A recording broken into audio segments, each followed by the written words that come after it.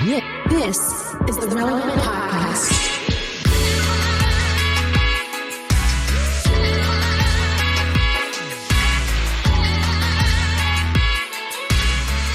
It's episode 1138, and it's the Relevant Podcast here in Orlando. I'm your host, Cameron Strang, and joining me from Loverland, Virginia, it's Jesse Carey. Hello, hello. From Nashville, our managing editor, downtown Emily Brown. Hey, y'all. Derek is out sick today. He has, quote, a bowling ball stuck up his nostril. That's what he said. He said it feels like. Oh. Wow. Let's clarify that. He did not actually get a bowling ball stuck up his nostril. Got it. And they're in LA. Either way, he should get that checked out. Yeah, it sounds really not good. They're in LA. You know from Social Club Misfits, it's Marty. Was that? Marty was 3 minutes late coming to the recording because he just got thrown up on. Guys. He did not tell us who threw up on him. He just told us that he got thrown up on. So, Yeah. everything I was good? singing Aloe Black, that song, I'm the man. I was just holding him. Yeah.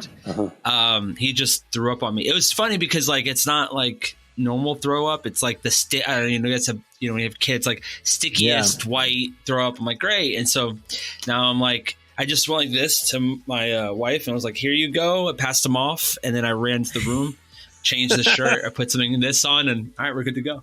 You look, like you're fresh as a daisy, Yeah, not yeah, someone who just got thrown up on. Threw up all over my Sting shirt. It's vintage. Didn't he know that? What the heck? Didn't he have any consideration? It was vintage. I was up in New York this weekend with my son, and we went to MoMA. The last time I was at MoMA prior to this trip, I saw Sting. It was up on the 5th floor. There was an exhibit, and it said literally as you go to the exhibit, no cameras, no recording, because there's an exhibit. And I'm in there, and it was me, and I looked to my left, and it was Sting. And I was like, of course, I'm in the one room where you can't have a camera. Did you say anything? Are you Yeah, guys people? I just said, go ahead. hey, Sting. And he just kind of gave me a head nod, and then he moved on. I met him once and asked him this question, and I don't think he thought it was funny. I was like, who do you think is more famous? Which Sting? And he looked at me, he looked down at me and went, No. and then just walked away. I was like, all right, cool. I go, which one's more famous? You or the singer Sting? I was like, if you guys had you, and I just trailed off in the conversation. He walked away from me. I was like, it's so, all right, it's good to see you, Sting. I thought you were a Christian. I thought you were a TBN. And I don't know. Can't believe he didn't like that joke.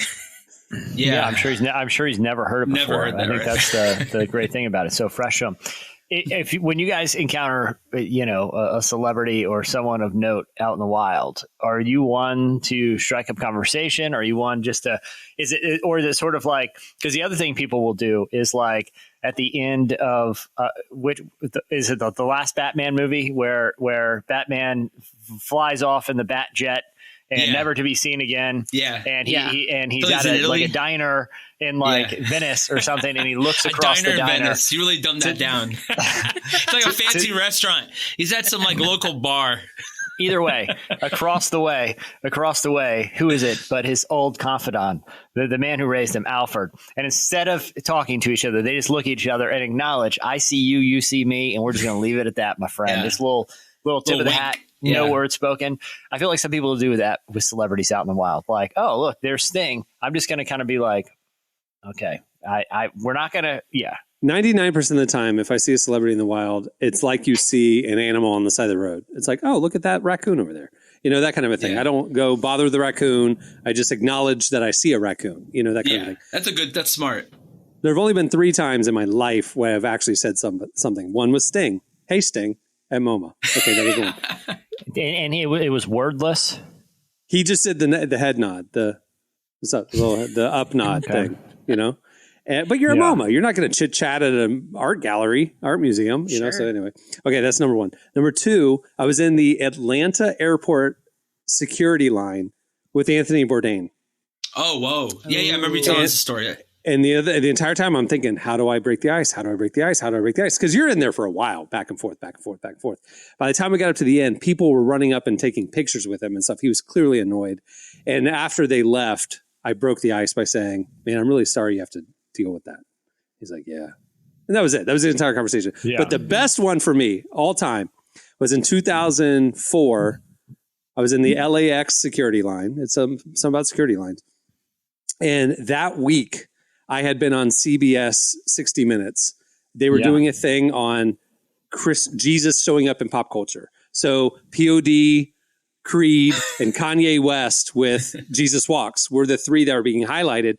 And I was brought on because Irrelevant as like the color commentary to kind of help explain to the 60 Minutes audience what was going on in pop culture, right? Anyway, that was Sunday night. On like Wednesday, I'm in the LAX security line directly behind Kanye. And I said to him, I mean, like literally, when are you going to have this icebreaker? Wow. Hey, Kanye, sorry to bother you. Did you happen to see yourself on 60 Minutes this week? And he's like, no, man. And he like turned back around and I go, oh, okay. Well, I was on it with you. And then he like turned around like, oh, should I know who you are sort of a thing. And we ended up talking for like 20 minutes about sick. Relevant, That's awesome. about his music. We were just stuck in line together. But because I was on 60 Minutes with him, he actually wanted to give me the time of day, you know? So anyway.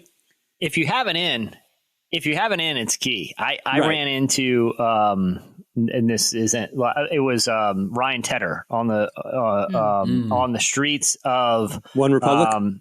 Yes, of Ryan Tedder of One Republic. You went to college with him. You haven't been exactly, forever. and I had just seen him in concert that evening. This was after I saw some friends wanted to go to see One Republic and a bunch of other bands that were playing at this thing.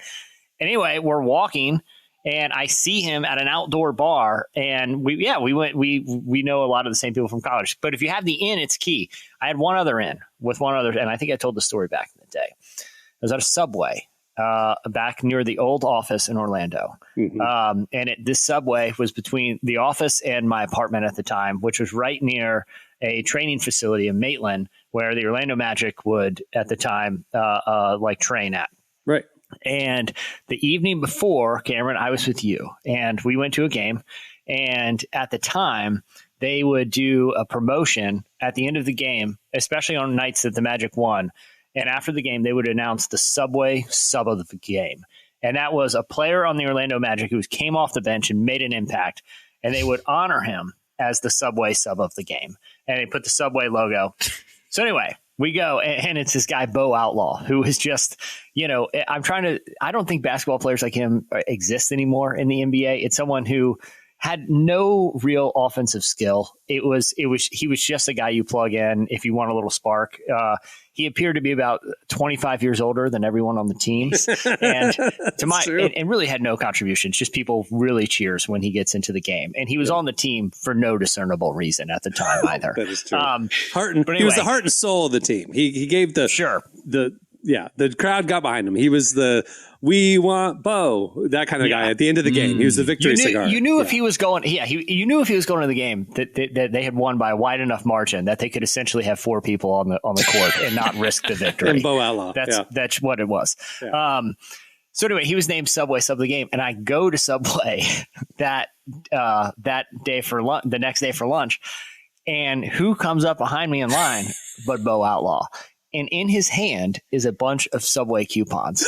And I chatted with him and I was like, congrats on Subway sub of the game. He's like, oh, thank you. I come here afterward. And he showed me coupons. And it became evident that when a player's named Subway sub of the game, they are given Subway coupons. And this is a man who was in his probably 15th year in the league. And his career earnings, even at his level of play, were in the tens of millions of dollars. He's a millionaire. Yeah.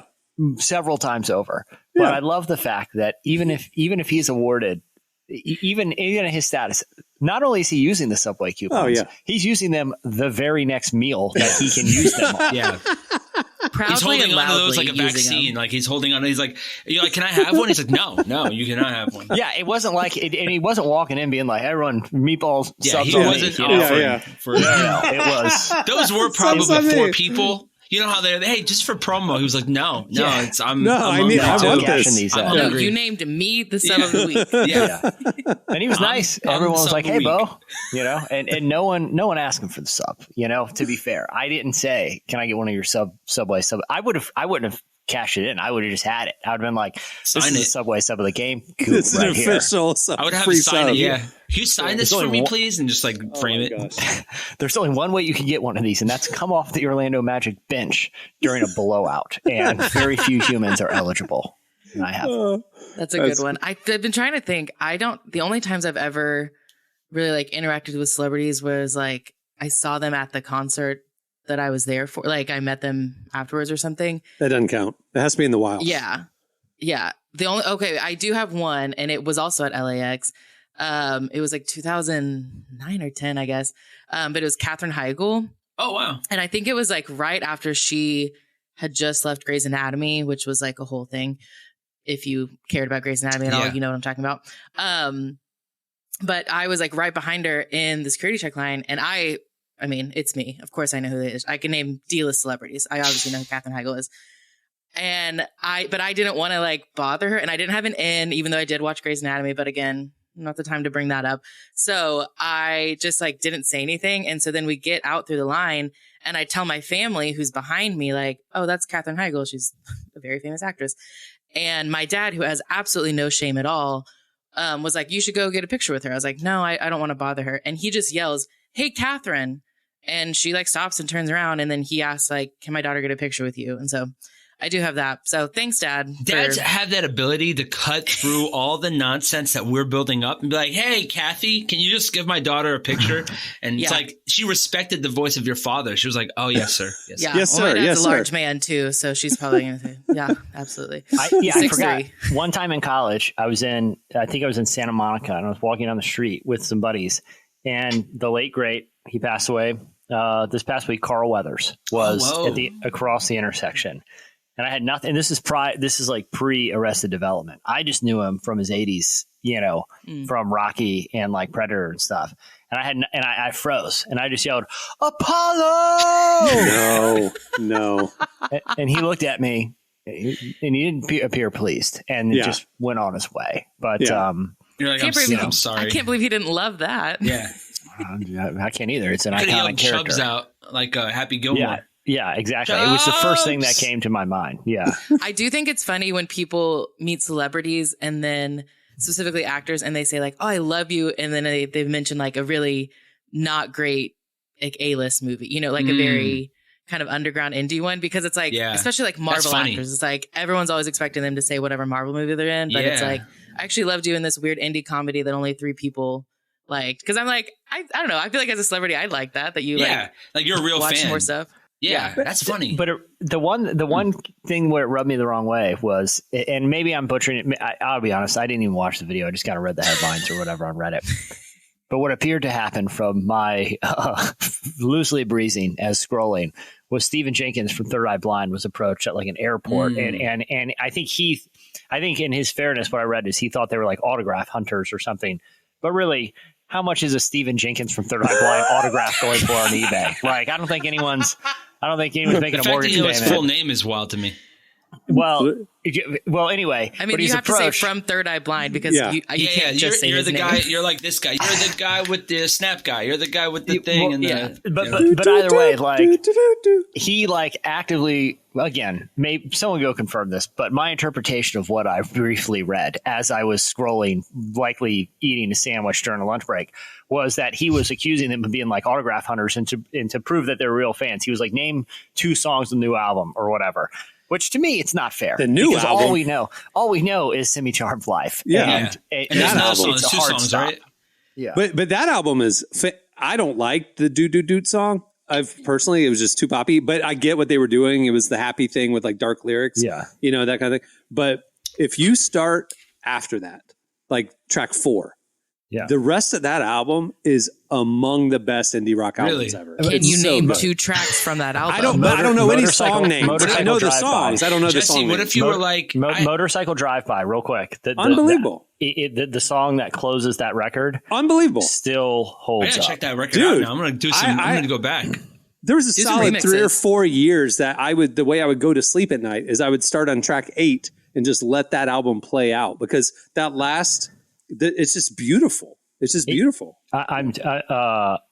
If you listen to Motorcycle Drive-By by Third Eye Blind, I promise you it still holds up. It is an incredible they got Miss everybody knows the Doot Doot Doot song. And it's just like, that's not who they are. I mean, it's that such song a serious song too, right? Like, well, that's the thing. It was like almost done. They were doing it as like this juxtaposition to make a statement, and they got turned into like this pop ditty that like, that's not what they were doing. You know what I mean? But like the rest of that album is like meth, right? Like it's about like an addiction of meth. It is. It's about it.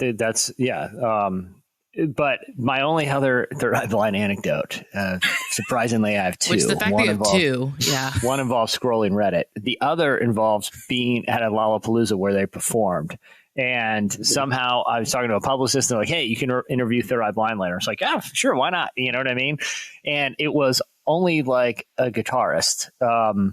And he was operating a drone at the time.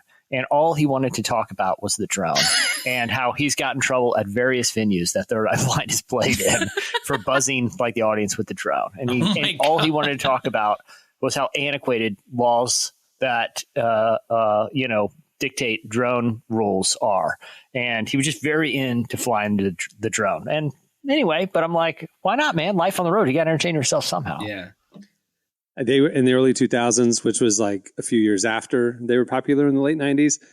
They were on a double bill with Counting Crows coming through Orlando. I think they were playing the House of Blues or something. And I actually grabbed a couple tickets thinking I would be able to just grab a friend who'd want to go. But the fact that like, I was asking friends to kind of, hey, you want to go to the Third Eye Blind and Counting Crows show? The fact that Counting Crows was on the bill, they were like, no, I'm good. I could not find a friend to go with me. Because I want to see Third Eye Blind. I did not want to see Counting Crows. I couldn't get anybody to go with me because Counting Crows was on the show. They didn't want to sit through Counting Crows. What songs does Counting Crows have? Oh, God. Savage Garden and Counting Crows are like my least favorite 90s rock bands. Like they're Long December is not a bad song. That's another one. Because there's reason I wish to everyone believe could see Cameron's face right now. that maybe this year will be better than the last. It's been a long December, and that is not a bad song. I'm sorry, it's not a good era. It's not a great one, but it's not a bad one. If you like Dave Matthews Band, they're the next band that you got into is Counting Crows. If you like no choruses, this is the band you'll love. Yeah. If you like long lyrics and just a 4-minute song. I challenge everyone. Fire up Semi Charmed Life and Long December after, and you can be like, I could see why these bands were popular. I'm not defending the I'm listening art. to a motorcycle song. I want to listen to that immediately as soon as this podcast is really over. good. It really good. It starts off with just 3 notes on a guitar and builds to this like epic the drumming. Play clip. The back in the day, remember the line for you, Cameron. Gosh, why have we not utilized that phrase? Just play the clip. You know the LimeWire era where you would import a CD or download an album, and then you would choose the music to put over into your iTunes library or on your iPod or whatever. Mm-hmm. I took that entire album, the Third Eye Blind album, removed track 3, which was the Doot Doot Doot song, and that's what I listened to. It was a phenomenal album, minus that stupid Doot Doot Doot song. Even that is not a it's not a bad song. Like I've been at bars like Cover Night where they're doing live music and the band busts that out. People go nuts. It's just one of those songs. People, it's not bad live. I saw this video that was going viral the other day where this guy cover band was singing a song and the guy was there. And the lead singer of the band, I forgot what band it was. It's like one of those bands we're talking about. Oh, it was the band was Lit, and the song was "I'm My Own Worst Enemy." Yeah, and so they're singing the song, and he just decides to get up and sing, but nobody knows who that guy is. So he just looked like some random guy who stole the mic and just started singing in the middle of the song. It was a very odd situation. I feel like that sums up like what a lot of those bands are like. Where like I couldn't tell you what they look like now. Yeah. So if they got up to it, I'd just be like, "Whoa, that guy sounds really good." Yeah, the guitarist. You couldn't tell me that he's the real one. The guitarist was like, "Who?" And the guy was like, "I think he's the real guy." Like you see him talking, like I think he's the real guy. Oh, okay. Yeah. Still not that impressed. Yeah. That is such a Cameron mentioned LimeWire, and there are so many songs from just the LimeWire era that I could tell you the song, couldn't tell you what that band looked like or even what their name might be, mainly because LimeWire was also hit or miss. Like, I mean, in addition to downloading songs, I was also downloading so many viruses. Yeah. So true. My identity was stolen by the Russian mob when I was 11. Yeah. I mean, no, I literally was in middle school downloading LimeWire stuff because my parents didn't know what I was doing. Yeah. Because they didn't know how the internet worked. But I do remember having to get like a new laptop because they were like there's so many viruses that have been downloaded, but I also had like 1,200 songs on my iTunes. Yeah. And I only had maybe $20 on that iTunes gift card. So the math wasn't adding up there. So I love how the solution isn't like, we'll just get the laptop fixed. It's like when you have like an old sick animal, it's just like, we just gotta put her down. Yeah. Unfortunately. I think we like took it, like it wasn't like a nice laptop. Like, I mean, it was a very cheap laptop. But I think we like took it to a store and they were like, yeah, there's like no point in fixing this. Like, you just need to get a new one. Oh my gosh. Do you have any brothers? I do have a brother. Yeah. You should have been like, it's his fault. Just kidding. Oh, well, he also was downloading things on LimeWire. Yeah, he was downloading different things on LimeWire. He was downloading stuff. That's why the virus came. I'm sure. Yeah, he was the one that taught me how to pirate a lot of music and movies throughout the years. It really teaches me the essentials in life. Okay, we'll move the show along. Coming up, I'm excited about this one. We have One Voice, a worship collective out of Seattle that is starting to blow up right now and doing amazing stuff. If you might have seen them on TikTok or IG. So we talked to them. Also, we have your feedback at the end of the show. And stay tuned right now. It's Relevant Buzz.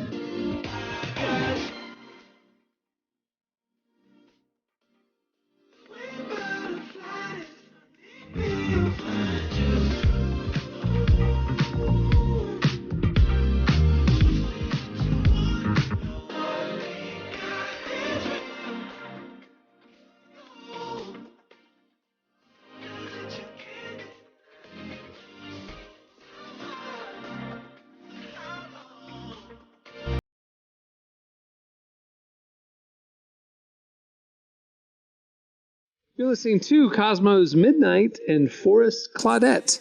The song is Borrowed Time. Well, today's show is brought to you in part by Factor. Factor's ready-to-eat meal deliveries take the stress out of meal planning and set you up for success in the new year. You get to skip the grocery stores, prep work, and cooking fatigue, and instead get chef-crafted, dietitian-approved meals delivered right to your door. They have over 35 meals to choose from every week, and if you have dietary restrictions like keto, or calories, or vegan, or vegetarian, they have all that. Plus, they have other add-ons and smoothies and stuff. I have been a Factor customer for a while now. Every Monday, my new box shows up, and I'm telling you, it's what I eat. Their chef-prepared meals are ready literally in 2 minutes. Well, right now, Factor has a special deal for Relevant Podcast listeners. You can head over to factormeals.com/relevant50 and use code relevant50 to get 50% off. That's code relevant50 at factormeals.com/relevant50 to get 50% off. Go do it. Season 4 of The Chosen is in theaters now, and the reviews that count are in. Amazing. Did not disappoint. Flurry of emotions. It was powerful, heartbreaking, uplifting. You have got to come and see it. It is a message for everybody. I highly recommend that you come out and see The Chosen Season 4. Episodes 1 through 3 of The Chosen Season 4 are in theaters till February 14th. So visit thechosenriseup.com and get your tickets now. That's thechosenriseup.com for tickets today. Okay, it's time for Relevant Buzz. All right, tell us what's happening at the intersection of faith and culture this week, Emily. Jesus is going to be at the Super Bowl. What? Oh, fun. Oh, nice. Yeah. There will be at least 3 faith-based He was able commercials. to get tickets, huh? He got the box seats that are $1.2 million. Our God's kingdom is not poor, Jesse. Yeah, so he had plenty of money to buy that suite. Anyway, Jesus is going to be at the Super Bowl. What's going on? There will be at least 3 faith-based commercials during the Super Bowl this year. So if you remember last year, He Gets Us had a commercial. It was black and white voiceover. This the year, pictures ones. Yeah. And pictures. Do you remember? Morgan This Freeman year, narrated it, right? No. Last time? Oh, he didn't? Oh, maybe that was a Mazda commercial. I'm not sure. Yeah, a little different. This year, He Gets Us will have 2 commercials, and they will be in color, which is exciting. I met Morgan Freeman one time, by the way, and I posted my favorite caption on Instagram ever. So I met Morgan Freeman. Hey, can we take a quick selfie? I don't do this ever. So we take a quick selfie. And my caption was, excited to announce who will be playing Cameron Strang in the upcoming Relevant biopic. and it was me. That's awesome. Pretty good, right? I was pretty good. Yeah. Pretty good. All right. Go ahead, Emily. Sorry. It was years ago. I feel bad because Morgan Freeman. I mean, you know what? We don't know what the commercials are going to be like. Maybe there will be a Morgan Freeman cameo. Let's start praying now. For sure there will be. For sure. No, we're saying on the Jesus commercial. On the Jesus commercial. Yeah, we haven't seen it yet. That one I don't know about. But no, he gets to have 2 commercials. We do know some celebrities that will be in a commercial, and that is for Hallow, which is a prayer meditation app. They're going to have a commercial with Jonathan Rumi, who plays Jesus on The Chosen, and Mark Wahlberg. That's it. I've seen it already. I've seen the commercial. Oh, he goes seen the teaser for the commercial. He's like, the prayers have been answered. That's how he starts it. Mark Wahlberg. He's golfing. Like in the middle of golfing, he's like, your prayers have been answered. How does this prayer app work? Just out of curiosity, like what is the app function? It's like a guided prayer kind of thing. Like a meditation devotional app. I think it's cool. Okay. There's a few of them out there. Not with Super Bowl budgets. I'm not opposed. I was just curious. Yeah. Like, prayer seems like arguably the most analog thing you can do. Yeah. You know what I mean? Like, but I'm not opposed to. Well, why pray on your own when you could pray with Mark Wahlberg? You know? Right. Yeah. I'm not opposed to such technology. I was just curious. With a thick Boston accent, he's like praying. I think Catholics pray to the saints who then pray on their behalf. Maybe what you do is you can hire celebrities to pray on your behalf. Maybe we're all getting middlemen. Are you saying Mark Wahlberg is a saint? I mean, who amongst us wouldn't say that Mark Wahlberg is a saint? Yeah, the great cloud of witnesses. He's got a body of a saint. Let's just agree on that. That's what I'm saying. Yeah. I just saw that one movie Date Night where he's like, want to put a shirt on? He's like, no, I'm good. He's just walking around the house with no shirt on, all muscular. I'm good. So the function of this app is to have Mark Wahlberg interceding on your behalf. Shirtless. Yes. Shirtless Mark Wahlberg. Imagine they start like a back shot, like his shot of his like arms in the back. Hey, you need someone to pray for you, brother?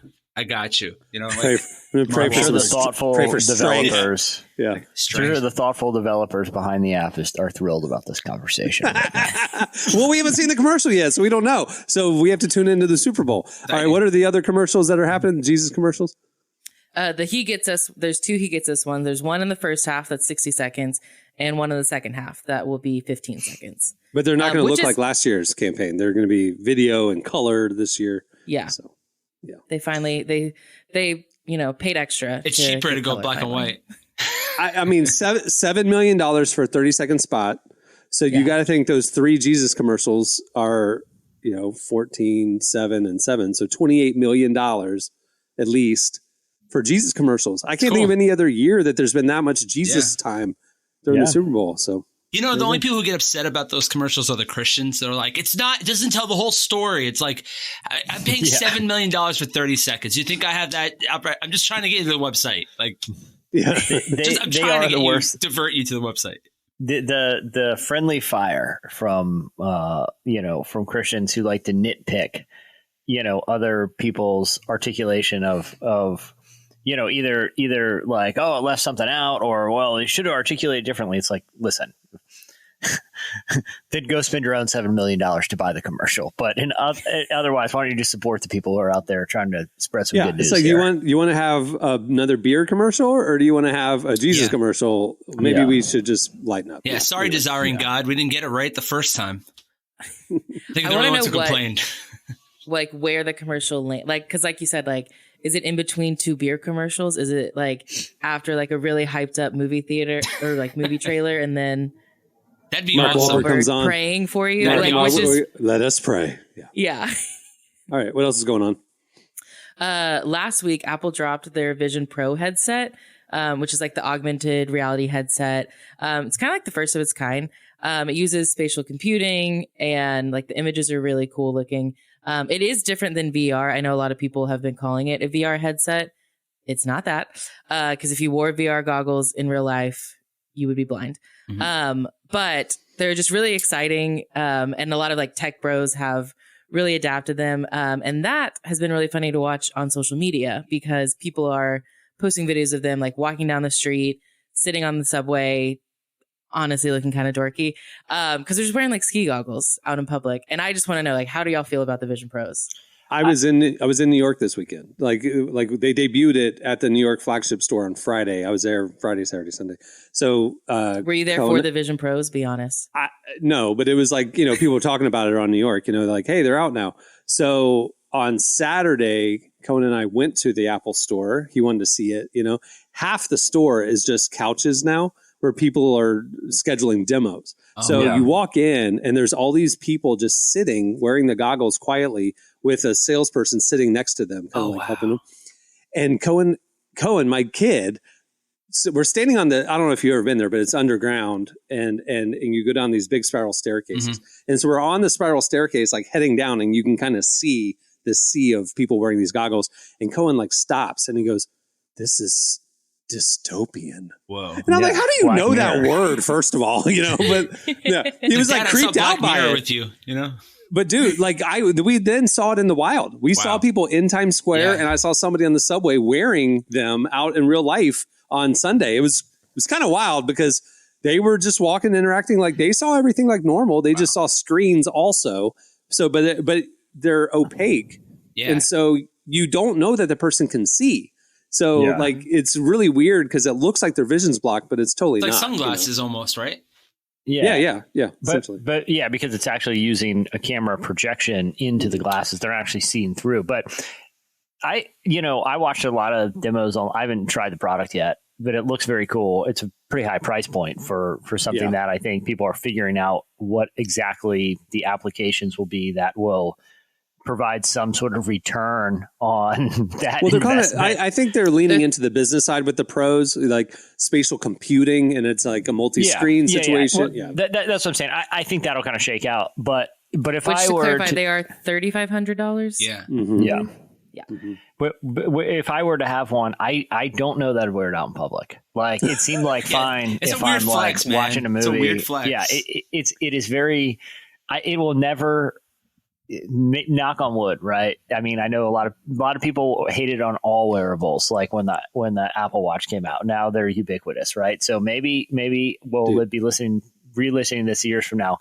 I don't think it will ever not look like you just want to laugh at someone wearing those big goggles with a battery in their pocket. Number one, this is the Pro. If you think about all their other devices, iPad, phones, they have their mass consumer one, and then they have the Pro version, So they came out with the Pro first for early adopters, work out the kinks. Smart. I'm guessing they're going to come out with a mass market price point one, like maybe around $1,000, $1,200. Yeah, $1,200, that kind of thing. They haven't announced that. I'm just assuming that's how it goes, right? But two, I think eventually we will look back at this Gen 1 and laugh at it, because eventually I think it'll look like glasses. I think it'll just look like what I'm wearing right now, and all that stuff will be on this lens. And we're going to look back at these clunky ski goggles and like, oh my gosh, can you remember back in that day? But what was hilarious, talking about the weird flex, Jesse, is when we were walking to the store, we were walking down Fifth Avenue, and there was a Dyson store on our left. And Cohen's like, why is there a vacuum store on Fifth Avenue? And I was like, wow, they do more. And their big thing that they were promoting is Dyson headphones. And they look like putting two plates on the side of your head. Okay. I mean, it's like, I've heard about those headphones. I've heard about them. And I'm like, why would I buy my headphones from a vacuum company? But anyway, turns out the headphones are just to be attached to the air purifier thing that goes across the front of your mouth like a face mask, and you look like RoboCop, Yeah. Yeah. Okay. So walking around the Apple store was a kid demoing the Apple Vision Pros wearing the Dyson headset thing with the full face mask. Wow. He had the full headset on and the Apple Vision Pros, and he's walking around like he's the cock of the walk. He's the coolest kid in school. And we're all like laughing at him like, this guy looks like an idiot. The future just walked in front of you. So hard. That's what's crazy. The future just walked. It looks so ridiculous. Here's a question for you guys. Was the first iPhone like extremely expensive? I forget. No, I was in line for it. I got it because I'm like, because maybe that they priced it down. I remember it was like in the 600 range back then, and that was crazy for a cell phone because they were 200 at the time. Yeah. But that's my memory. I could be wrong. I'm just wondering if VR, like the VR is like expensive now and they're going to start making it cheaper. Even the Pro, I want to get the Pro. I mean, I saw a producer, he is producing everything, like touching it, doing everything like this with the glasses. It looked incredible. Like he's just sitting there and he's Minority Report style. His name is Decap. And it works with keyboards and stuff too. So you can do real work on it. He's doing this and he's literally touching the theaters. screen. He's mixing and mastering this stuff for like Drake and Bieber. He's a huge producer. And I'm just like, wow, this is the future, I guess. You know, I was reading an early tech review too. And it was, because I think there will immediately, to your point, Marty, be cool professional applications, right? For people who work in digital media or maybe in other stockbrokers, having all the screens up or whatever. That's true. Yeah. There'll be professional applications, but someone was like, one of the consumer level things that like, she was a tech reviewer for one of the websites. She was like, every time I put it on and off, she read like, I honestly thought about is how bad is it going to mess up my hair every time? And she was like, any product that you had that is going to mess up your hair throughout the day. And you have to think about that. She was like, that is a thing to think about for a lot of people. Yeah, it's not like to your point, Cameron, like at some point there'll be a version that you can just slide on your face, but not everyone. A barrier to entry of strapping a giant thing on your face is still a thing for people. Especially with the Oculus, like you're sweating here bad, like around your eyes, it's bad. You're like, you play a game, you're like drenched in sweat. So imagine like eyeliner and just dripping down like Sting. Well, I also have to think, okay, so I have like really, really terrible eyesight. Like I have to buy very thick glasses. It's a whole thing. I always think like when we talk about like VR, AR headsets, like I'm at a disadvantage. So like my brother has an Oculus. If I try it, I have to take my glasses off to wear it. And then it like takes my eyes a while to like adjust to it because I just have such bad eyesight. Does your brother not have glasses? Huh? Does your brother not have glasses? No, he has perfect vision, and it's so annoying. That's why. So Cohen has VR headsets for PlayStation and stuff, and he has glasses. I have glasses. And there's just a little setting or an adapter you can put on it for people with glasses. And so I don't experience what you're experiencing because Cohen also has glasses. And so like we both wear glasses. Well, still at a disadvantage because I have to buy something extra to use my brother's Oculus. $75. But I'm thinking about like, you're talking about these Vision Pros, like they'll probably just look like regular frames. I already have to buy like kind of special frames because my glasses, my eyesight's so bad. I'm putting in thousands of dollars if I'm trying to get these Vision Pros because I have to be able to see normally and I also have to be able to see the screen. Like I think about that where it's like people who are visually impaired like myself. Am I going to be able to enjoy this or like, is that because eventually after the glasses, it's going to become contacts. It's going to be Terminator eyes. I mean, this is going to, it's inevitable. But like this is such a practical question. How do I order them? Do I order them through my optometrist or through Apple? Like, do they know my prescription? Well, I think it'd be through Apple and then you give them a prescription probably. Have you ever been on Terminator, the ride in Universal Studios where Shaq puts it in and then makes a free throw? That's what I'm assuming is going to happen here. That's where we're going to go. That's the application. That's the application. It can take it is so locked in, and its digital measurements are so precise. When he was with the Orlando Magic, biometrics, they can actually make Shaq make a free throw. Right. That's the improvement. Wait, so you're saying if I get the Vision Pros, I will be in the NBA? I think that you'll be able to shoot, throw. And just have like the best golf stroke, probably a baseball. Imagine it's like, no, go a little bit lower. It's like, it's like a training coach. You never know. Dude, Marty, that Terminator 90s Terminator show, I was reading a cover story with Cheryl Hines on Variety. Yeah. Because, JFK's wife, right? Yeah. RFK. She stars in, RFK. She stars in Curb. Apparently her first job and the way she got into acting was the Universal Studios Orlando. She was in the Psycho show. Do you remember the Psycho show? Oh my goodness. Yeah. Just like the Terminator show. She was like one of the actresses in it where like she was getting, they'd call an audience member up on stage I did it. and put them in the shower and stab them to death and stuff. And she was the one like stabbing. She was the mom or whatever. She did that for years. That was her only acting gig. And then because of that, she got cast in this like D- list horror movie. And that was it. Until Curb. Wow. Universal Studios Orlando horror movie. And then 10 years later, she got cast at Curb. Funny story. I was me and my dad were the first people on the Terminator ride. For true story in Orlando. We waited. We got there early. My mom and my sisters went to Disney. We went to, my sisters go at 6 a.m. to Disney. They're psychopaths. And so we were like, all right, I guess we'll just go early so we walked, they opened the gates. We were the first one and it broke. So they gave us a thing, and it was like, hey, you'll come back at this time. The first time it went, it just when the robots start shooting things, I think one of them like totally just tipped over. It was a whole thing. And I remember being super scared because I had to be like maybe 12. And I was like, I don't know if I want to go back on it, because I was like, I saw this skull get stomped by the big machine and it has the guns, and I was super spooked out. And my dad's like, no, we'll go back. And we ended up going back. But I was part of the first group on that ride. Hey, I have a buddy of mine who was at Busch Gardens and he had long blonde hair at the time too. He would wear it like in a ponytail. It's like the surfery dude. He was at Busch Gardens the day that they opened this ride called Apollo's Chariot, which is, themed after like Apollo, the Greek god. And for the first ride of, to kick it off, it was like a big day at Busch Gardens. They flew in Fabio. I don't know if you guys remember that bird. The bird. And so, yeah. And because they wanted to have like the first ride, Fabio look like Apollo, like a Greek god. And the roller coaster comes back into the station. There's photographers and his face is all bloody. And the roller coaster had hit a goose midair. The first ride ever. Random so my goose. buddy, I've seen the video a million times, but I didn't know that was the first time that ride was going. That was the idea. It was a press inaugural ride. Yeah, they had the paper there and everything. But anyway, later that day, my buddy, or maybe it was that week, because I think they shut it down for the day. But shortly thereafter, my buddy was there, and he had the long blonde hair, and he sat front row, and he had the Fabio hair. And he said, he got back, and he just had his hands on his face with his hair, and he was just screaming, saying it happened again. That's amazing. That is amazing. That's so good. It's like a Dumb and Dumber with the ketchup. You start squirting it.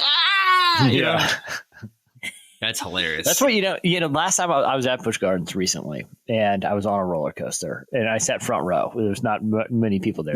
With your motion sickness, you do roller coasters? That surprises me. Noah really wanted to go. I can only do it like one time. Like one of them, he went on like 3 times in a row. But I was like, no, I can do like one. He really wanted to do it. All I'm thinking, it was at night too. They run them at night. All I'm thinking about is what creature. Like, is it a bat? Because you're going so fast. Yeah, you start doing and all I'm thinking about sometimes and just smacking your face. You're thinking like a pilot leaving JFK now, the Hudson. I mean, like the geese, the birds. Exactly. And there's a lot of water over there. And birds have a way. Like when you're like, there's no way that could happen. No, first ride, I hit Fabio right in the face. Every once in a while, I watch the Randy Johnson video. Randy Johnson, for those who aren't baseball fans, he was a pitcher. He was a major league pitcher who threw exceptionally hard, even by major league standards. And one day he's pitching, and you can watch this video.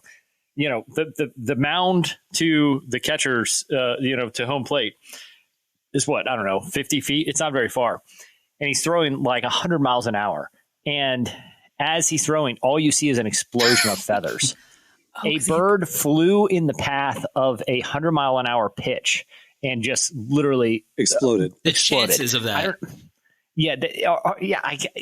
are almost impossible. All I have to say is, birds will find a way to fly right in the path of stuff. Yeah, whether it's Fabio's nose or baseball. Planes, I'm terrified of it. I saw the video for the baseball thing because last year on Halloween I saw a TikTok that this couple went as the guy was the pitcher and the girl was the exploding bird. That's great. Good. And it was really funny. That's awesome. Great. I love deep cut references like that for Halloween costumes. And in Orlando, they pay a whole crew of people to like keep birds off of the tarmac. Because that sounds Florida, like my worst with nightmare. what? They drive around with golf carts and they have some sort of sonic something, and then they just shoo them off, just to get out of it. This is dark. We can decide to keep it or not. If you drive across the Chesapeake Bay Bridge Tunnel, it's a 20-mile bridge, goes underwater twice. That goes over the Chesapeake Bay. It's right by my house. I drive it all the time. There is a pickup truck that drives up and down, and it's 2 bridges, right? It's a big thing. Cameron, you've been we've gone to the beach right at the foot. You can't even see the other side. That's how long it is. Yeah. There's a guy or woman, I don't know. It's their whole job, though, because every time I see them out there, they have like those pinchers, like that little claw picker upper. Mm-hmm. Their whole job is to pick up dead seagulls all day long. They drive the length of the bridge, picking them up, and drive back the other way. Because they get in the tunnel and die? What happened? They fly they're flying over the water and for some reason get sucked into cars. I have no idea how many seagulls are dying out in that bridge every day. All I know is enough to constitute somebody's whole job is just pick them up with pinchers, toss them in the truck all day long. How do you explain that job? Like, I'm thinking about going on a date and someone's like, oh, what do you do? I pick up ever dead driven across the Bay Bridge Tunnel? I pick up dead seagulls. I'm in waste management. Have you ever had a seagull-free drive across the Bay Bridge Tunnel? You're welcome. You're welcome. Yeah, it's a pretty cool job. Pretty cool job. I don't know if "cool" is the right word. All right, what else you got? Moving on. I want to talk about something James Cameron said because he recently shared that he has some ideas for Avatar 6 and 7. Which, just a reminder, we've only seen the first two. We're getting 5, right? We know this for a fact. 5. Yeah. We've gotten 2. The third one's supposed to come out 2025. Fourth one 2029. Avatar 5 2031. Crazy. But Cameron shared this week that he already has some ideas for Avatar 6 and 7, but he might not see them come to fruition because he will be dead. Yeah. Wow. He, in an interview with People, my thing is, why don't you just write it down? Write down a script and somebody else can make it. Nah, it's all in here, baby. It's how I wrote Titanic. Well, that's what he was like. Just winging it every day. Everybody just shows up and it's all of here. Here's the dialogue. I'll tell it to you before we shoot it. He shows up to set one day. He's like, all right, check this out. Now they're going to go hang out in a water village for like an hour. They're like, well, what's the plot? They're just going to learn to swim for around. About a third of the film is just swim lessons. Okay, let's do it. I felt like 2 was enough. I'm like, why do we have to go? Such a high commitment? It's just a lot. It's like 6 and 7. I haven't got to 3 and 4 and 5 yet. Yeah, it's a big commitment there. Does he envision it like it's Star Wars, that they'll be making these for 50 years or something? Like, I don't. Yes. Yeah, he does. Because he was, I think the interviewer and People asked him, and he said, people have asked him before, why do you keep making in the same universe? And his response was, well, why did Lucas keep working in the same thing? Why did Roddenberry keep working in the same thing? Because when you connect with people, why would you squander that? Why would you start over with something else that might not connect? And I get his point.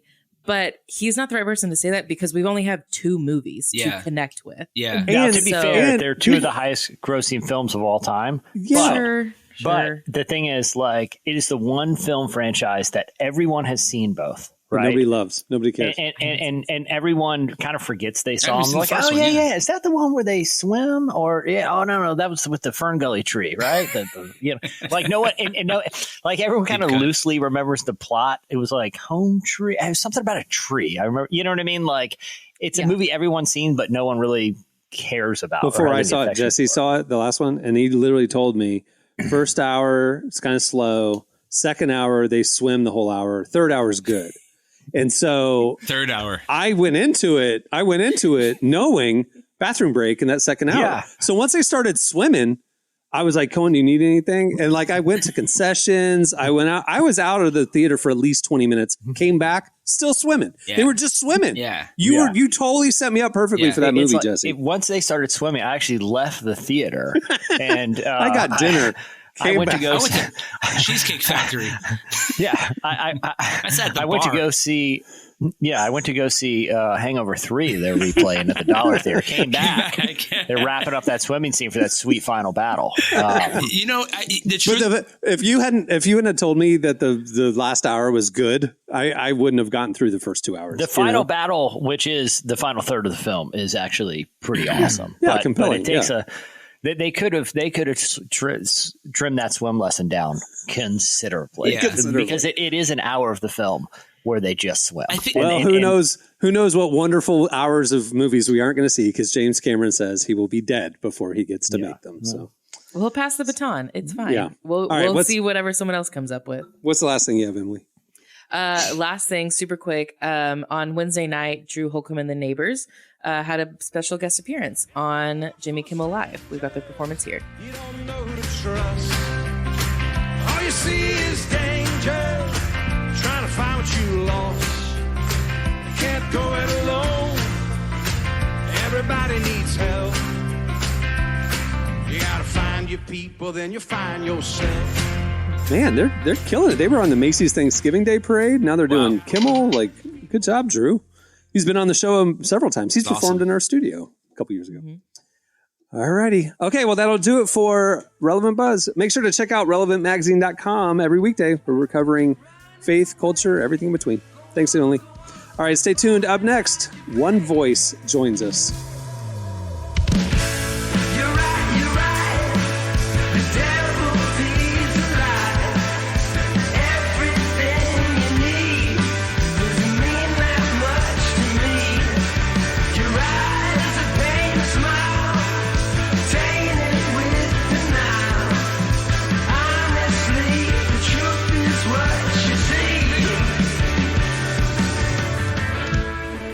You're listening to The Thing. The song is, I Want to Go to the City. I would highly suggest not letting the thing go to the city. Hey, if you like this podcast, but you might like it better if there were no ads, you can do that. Head over to relevantmagazine.com and sign up for Relevant Plus. For just a couple bucks a month, you get this podcast ad-free. You get ad-free unlimited reading at relevantmagazine.com, including the full podcast and magazine archives, our beautifully designed digital issue, and a little more. Check out all the info right there on the Relevant Plus tab at relevantmagazine.com. All right, guest today is One Voice. They're an exciting new worship collective based out of Seattle. You might have seen them all over social media because they have been absolutely exploding recently. We sat down with one of their founders, Cole Hasty, to learn about how the collective got started and where they plan on going next. Here is part of Emily's conversation with Cole Hasty from One Voice. Holy Spirit, make me more like Jesus. Every day a little more like Jesus. Crucify my flesh with yours, that my new life might be secure. Everything I do, done so I can honor you. Resurrect me, sanctify, make me into your image. Well, I really am excited to speak with you today. I can't remember exactly when I first heard One Voice, but I know it was on Instagram, and it seems like y'all have continued to get bigger and bigger on social media. What has that experience been like for you? It's been surprising, but it's been also really confirming because we know it's God. So that's really cool. I'm sure we'll get into more details later, but like we didn't really set out to become a company or a worship team or anything that we are today. We just literally got together and we're like, hey, let's worship, get some of our friends and worship. And we happened to record it, which was cool. And then my buddy Gospel, who kind of helps run this thing with me, he's the founder and I'm the co-founder. So he was like, hey, why don't we just post it and we'll create an account. And then, yeah, like you said, it just kind of blew up and we've been just doing stuff ever since. But it's been, I guess the short answer is it's been crazy awesome to see it kind of go viral and see people responding to it well. Hopefully people feel like it's authentic worship, because that's the heart for sure.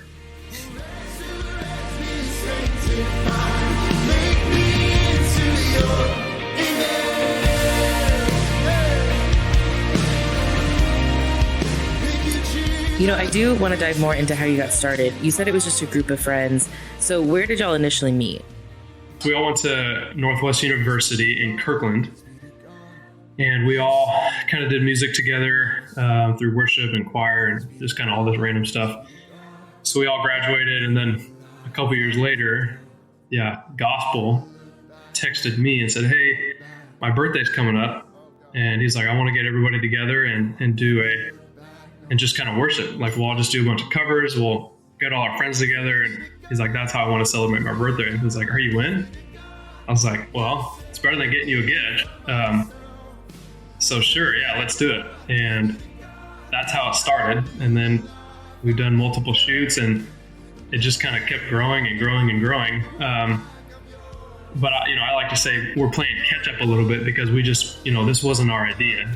It was clearly God ordained for this to become what it is today. So it's been super fun to like, okay, now we gotta get our ducks in a row, and we gotta do this thing legit and really get after it. But I love the way it started. It was just so authentic, and it was so genuine just for us to be together and worship and get back to that old crew, of all those people we went to school with. So yeah, everyone lives in Seattle. It's a vibe, man. It was super fun. Jesus, every day a little more like Jesus.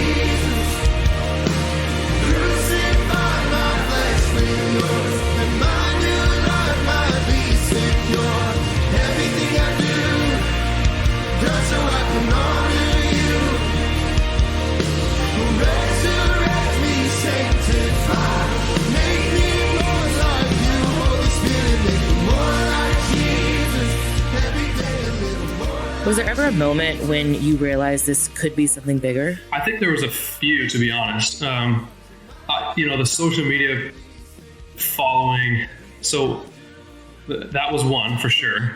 We had created the account, and I think within a year it had gotten up to 100,000 followers, with us just posting, not doing any marketing boosts or whatever, like literally just posting. So we went, okay, we got, people like what we're doing. This is cool. So we'll keep doing that. Obviously, one of the big moments was Tribal Records had reached out. And so when they called, we were like, oh, okay, maybe this is a little bigger than we think. And when Tribal Records call, you answer the phone, right? And then we had like a couple YouTube videos that go viral on YouTube as well. So between those three things, we were, again, basically like, all right, Lord, you're doing something here. Let's continue to steward this well and get things started. But those were kind of the big moments for us. But it's funny, like gospel is so, like he called me one day, he was like, hey, how you doing? It's like, I don't know if you saw our account has like 100,000 followers. I was like, what? Just, we're all just caught by surprise. Because none of us expected it. But he's so low key about everything. It's very funny. So we never had any freak out moments, but definitely when Tribal called, we were like, oh boy, this is official. We need a Zoom account. Well, obviously there are a lot of voices in One Voice, but is there like a set group of people that make up the collective, or is it sort of changing parts? It's a little bit of both. As far as the worship leaders and our shoots and the album, there kind of is a set group of people. There's about 5 or 6 of us that are all typically on a microphone that are writing and singing the songs. And then as you've seen in some of our videos, we just love having kind of a choir in the background, or worshipers, whatever you want to call them, just because that's what we, like in college, we were all a part of a choir. So we loved that aspect of it. And we think, it's good for our audience to see other people singing along and worshiping. So there is about 5 or 6 of us that are kind of the key people. We do collaborate and we write with some other people in the industry as well. But so far, it's been a smaller group of us that are kind of running it. Yeah.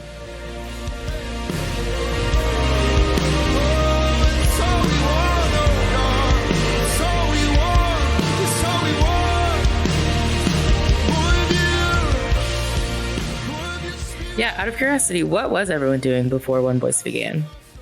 Most of us are for sure worship leaders. We all have a history of being worship leaders, and we're all involved in local churches in Washington. So Kanan Baca is, obviously he sings More Like Jesus and is we love that guy. He's a worship pastor at New Life in Renton. I'm a associate pastor at Venture Church in Mill Creek. Gospel helps out and leads worship at a church called Ember in Bellevue. Jake Archer, who sings on the album and writes, he owns 3 coffee shops in King County called Five Stones. So and we're all married, and a couple of us got kids. Bridget is involved with Church Home, so she sings quite a bit with Church Home. And Priscilla helps out. Oh shoot, and I can't remember the name of the church. At a big church down in Puyallup. So we're all local. We're all within like 30 minutes, no traffic. But we're all involved in other churches. This is, again, something that kind of came up out of nowhere. So Gospel and I co-founded it together. Kanan's obviously a part of the ownership and the leadership as well. But yes, we all work full time, and then we have this going on. So it's a fun life. There's no dull moments, that's for sure.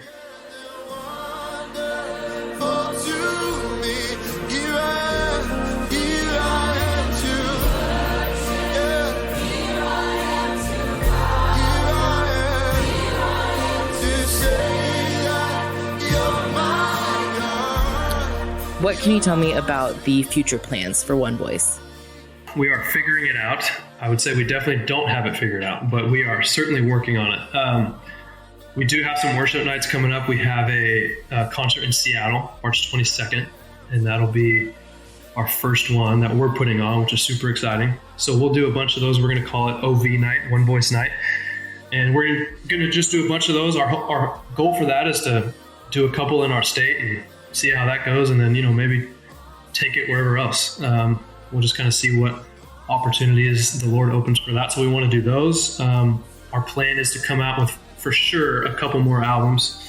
We're in the early stages of putting that together now. And so that's our goal. And, we kind of want to do a lot of other things. We have a podcast coming out similar to what you guys are doing, where we just hang out, talk. Everybody has a podcast, right? So we're like, well, we should probably do that.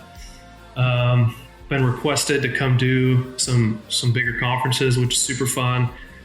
So kind of all of a sudden the past couple months, it was big, but I don't think people really knew who we were. They just kind of knew us from social media. And past couple months, it's really taken off. We're on the radio. And again, ultimately, it's like, we're just praying, hey, whatever the Lord has, help us to see it, help us to be sensitive to it. And again, we just want to be good stewards with whatever platform he gives us. But we got goals for sure. Yeah.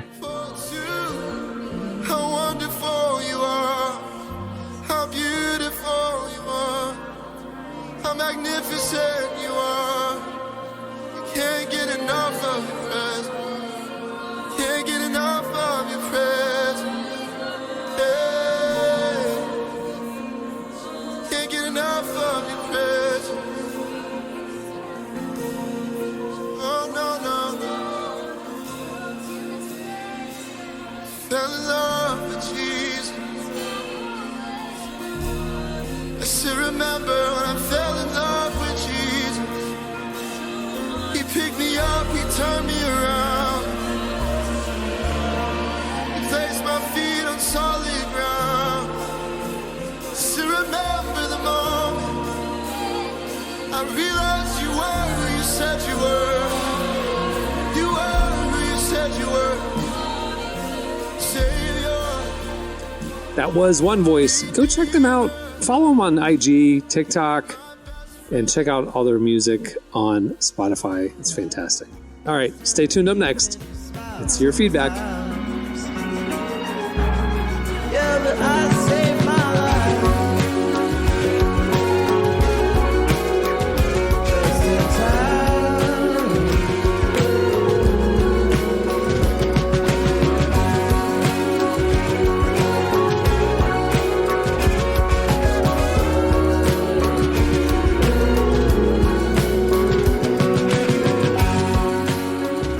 Listen to Good Morning. The song is Just in Time. Today's show is brought to you in part by The Chosen. Season 4 of The Chosen is coming to theaters nationwide on February 1st, and this season has everything. Clashing kingdoms, rival rulers, and when they're threatened by the reality of Jesus' growing influence, religious leaders do the unthinkable, choose to ally themselves with the Romans. As the seeds of betrayal are planted and opposition to Jesus' message turns violent, he's left with no alternative but to demand his followers rise up. So get ready, Relevant Podcast listeners. February 1st is the big release day. Go get your tickets now at thechosenriseup.com. Okay, it's time for your feedback. Last week we got talking about songs and stuff that are darker than you realize. What was the one Derek said? It wasn't The Cat's in the Cradle. It was, do you like pina coladas? Oh, yeah, the cheating song. Oh, yeah. Yeah. Cheating song. Permanent trust issues. I don't understand how that is a happy ending. Okay.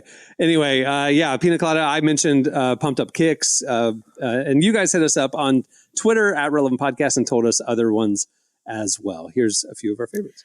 This one wasn't mentioned in our tweets, but I've seen a lot of people talk about it because this past week at the Grammys, Tracy Chapman performed Fast Car. Yeah. And like, while it's a really popular song, I think that there's a lot of people who finally listened to the lyrics for the first time because people are like discussing what it's about. And I think it's funny that like even a song that's been around for like decades. What's it about? I don't even know. It's really about like a couple struggling to get out of poverty and poverty. Like, wanting to get, but like it's a lot of people are saying it's more hope filled than the lyrics really feel like they are. Like people were like, oh, they got out and it's happy and it's like, it's actually not. Like it's a pretty sad song. But anyways. She should get an endorsement for skincare because she looked fantastic. Oh yeah, she's incredible. Yeah, I couldn't even tell you how old she was in real life. No question. Yeah. She's like vanished 25 years ago and has been like out of the spotlight. 50s, 60s. Yeah. Oh, for sure. Like yeah. Because in the 90s, she was in her mid to upper 20s. So, I mean, she would be in her 50s now. Yeah. Yeah. Well, Curtis said the song "We Will Rock You." He always thought it was about winning, but now he realizes it's a critique on young revolutionaries who think they're changing the world, but they're really just making fools of themselves. I got to be honest with you, Kurt. Didn't know that either. Now, when I hear that foot stomp clap, I will think differently. They're making fools of themselves. That is funny because I feel like that song's always played at like sporting events. Yeah. Oh, it's top of the list jock jam. I'm surprised on how many Beatles songs had those. I didn't know Maxwell's Silver Hammer. I don't think I've heard the song. Is a song about a boy who kills people and gets arrested. Wow, that's very dark, and I got to hear the song now. And the Alice McCartney is the one who sent that in. She also said "Help" by the Beatles is a song literally asking for help because life sucks. Amazing. I'll be honest, I felt like that one was pretty obvious. Yeah, that one gave you help. I need somebody. Help. Anybody. What else did you think that was about? I thought it was about the kid. I thought it was the girl who got trapped in a well in the 80s. You know, she's just down there at the bottom. Anybody, help. I need somebody. I thought it was someone like carrying a bunch of groceries in and they're at the front door and they can't quite turn They're kicking the door because they can't get the doorknob. Yeah. They're not putting the bags down because then you got to like, they made one trip to the car from the car and they're not sacrificing that. Are you a one tripper? I am. Who's to say I that? will. Oh yeah. Oh yeah. I mean, I'm going up the arm. If I had a game show, that would be one of the challenges. Is I would have just a tremendous amount of grocery bags with, and it wouldn't just be like jugs of milk. There'd be breakables in there too, because that's 100%. Part of the thing. Because you don't want to put the bread in between; it's going to get smushed. So you got to make sure the bread is the last thing you pick up. Mm-hmm. Oh man, I got a full trunk, one trip, never twice. Yeah. Emily, are you a one tripper? I try to be, but I also use like reusable bags, so I feel a little bit better about like the sturdiness of them, and they're bigger, so it's a little easier for me to do that. Caring about the environment and stuff. It's more so because it like stresses me out if I have 50,000 Walmart bags just like sitting under my kitchen sink. Like that has always stressed me out. So I just try to. It's really for my mental health, not really for the environment. Did you see Adam Davis's? He said his high school graduation song was "Here's to the Night" by Eve 6. And he said, I didn't realize until I was way older that the song is totally about having a one-night stand. It's about a one-night stand. It was our graduation That's amazing. song. I got to be honest. I didn't know Eve 6 had more than one song. Yeah. So that's a burying the lead. I had the Third Day song playing. Not Third Day. Green Day song playing. The one from Seinfeld. Your life. Yeah. Everyone was crying. It had, the whole thing. That was mine. That was mine too. Yeah, and they really. I think it was everybody for about 15 years. Yeah, they really killed that market. I gotta be honest. I don't think anyone thought about it like that. But "Happy Accident," what a great song, used all the time now, every graduation. Yeah. See, I will say, so I graduated in 2013. By that time, I think we did it more like ironically, like it wasn't like this actually means something to us. Hey, they got paid either way. They don't care. That's right. Yeah, exactly. I don't think they're sweating it. Yeah. It's like, it's interesting. It's like, do you think that they had that in mind when they wrote it? I think they did. Like, I think they had like a sentimental closing ceremonies type. Sure. I don't know. I think you don't think they did? Because like the guy who wrote the Cha-Cha Slide was thinking about wedding receptions when he wrote it.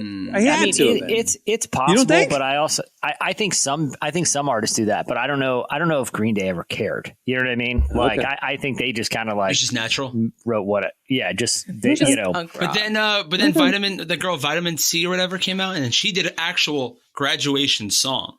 And I remember it was between those two songs, the graduation song or Time of Your Life.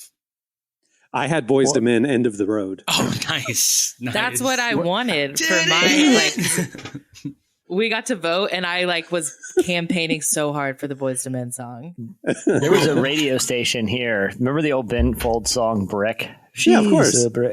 Where the first line is 6 a.m. day after Christmas. 6 a.m. There was radio stations around here that at 6 a.m. the day after Christmas, they would always play Brick. And I got to wonder, like, how many royalties does Ben Folds get, like, the first week of Christmas. the year because of that one That's line awesome. he wrote, you know? Or Closing Time by Semisonic. I love that song. You know? Yeah. I love that song, Closing Time. We used to, that became a thing on The Office in later seasons, I think. They did that. Andy, We literally did that at our office. Like for a solid year, we would play Closing Time when it's time to go. You don't have to go home. Yeah. But you can't stay here. Another good song for graduation would probably be like Queen, Another One Bites the Dust or something like that. I think I submitted that and they're like, absolutely not. And I was like, all right, well, trying something different. I don't want to go to Green Day all the time. Marty, you need to make a graduation song for people. I think I might like it's going to be something like, get the heck out of here. You know, like just leave, run away, go away. This meant nothing for you. College means everything. From that. Anyway, all right, it's time for this week's editorial question of the week. Yes. All right. Well, earlier Jesse was talking about if he had a game show, one of the competitions in it would be the one trip challenge for carrying in all your grocery bags from the car in one trip. So we want to know, if you had a game show, what are some of the other challenges that should be in said show? Hit us up on Twitter at Relevant Podcast and tell us there, and hit us up on our IG stories when we post it. And we'll read our favorites on next week's show. I love the idea of like this competition just being like the most mundane tasks. Like, I was saying the same thing. Who can bring this in? Like, who can sweep vacuum in the straightest line? Who can pick up the most with their foot because they're holding stuff and they gotta like kick it up like a happy sack, you know, like dude. Yeah.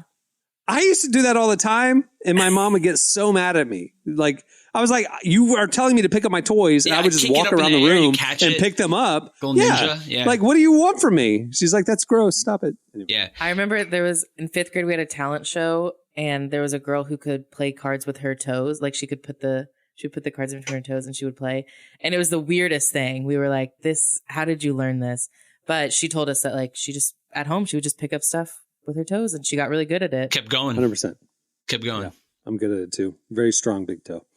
All right. Well, before we wrap up, I want to thank Cole Hasty from One Voice for joining us. Make sure to check out their music on Spotify. Follow them on the socials. You will not regret it. It is awesome what they're doing. Also, make sure to check out issue 114 of Relevant. We have Brooke Lidgerwood on the cover. We have Need to Breathe. We have Rainn Wilson. We have Mike Todd. We have fantastic interviews, issues, all the things. And it is available for free. Just click on the magazine tab right there at relevantmagazine.com. It's presented for free by The Covenant. Thank you to them for their support. And also, if you want to get the beautifully designed enhanced edition ad-free, it is available to Relevant Plus subscribers. You also get this podcast ad-free viewing at our website, and more. Plans start as low as $250 a month. You can find out all the information on the Relevant Plus tab at relevantmagazine.com. Okay, on that note, we'll wrap it up. I'm Cameron Strang. I'm Jesse Carey. I'm Emily Brown. It's Marty. All right, we'll see you guys on Tuesday. Have a great weekend, everyone.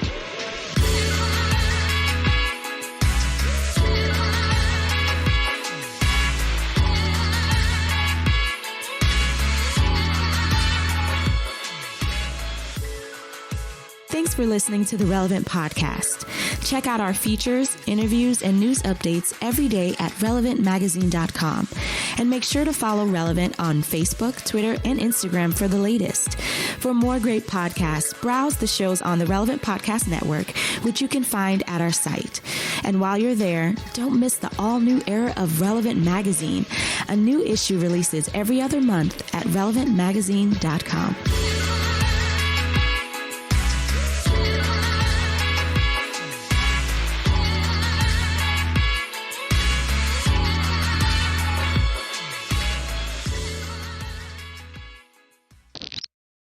If you listen to Motorcycle Drive-By by Third Eye Blind, I promise you it still holds up. Relevant Podcast Network.